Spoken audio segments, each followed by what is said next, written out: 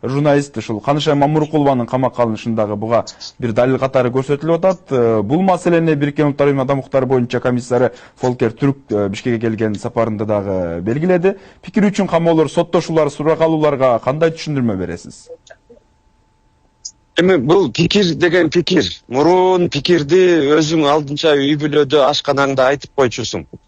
Билесиздер, кээ бир пикирден, кээ бир кайсы бир ойлонулбаган сөздөн өтө бир чоң от чыгышы мүмкүн. Жарака, мамлекетке зыян келтирилиши мүмкүн.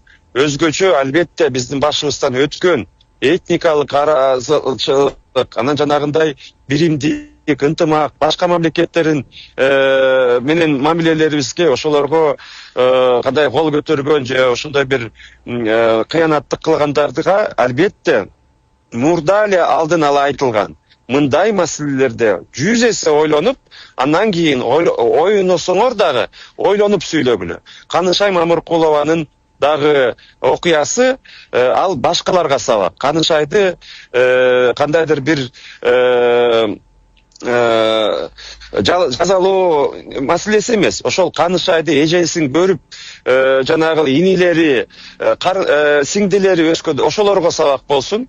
Анткени сүйлөй берсе болот. Ашканадагы абысындардын кеби башка, а социалдык ошол тармакта 7 миллион адамга 7 миллиард, 8 миллиард жалпы бул деген өтө опурдалдуу. Мындай аракетке мамлекет каршылыгын көрсөтөт. Бул сөз эркиндиги менен эч кандай мындай путта теппеш керек. Бул жанагындай социальный рознь, разжигание розни. Бул албетте кылмыш жаза кодексинде атайын жазасы да көрсөтүлгөн.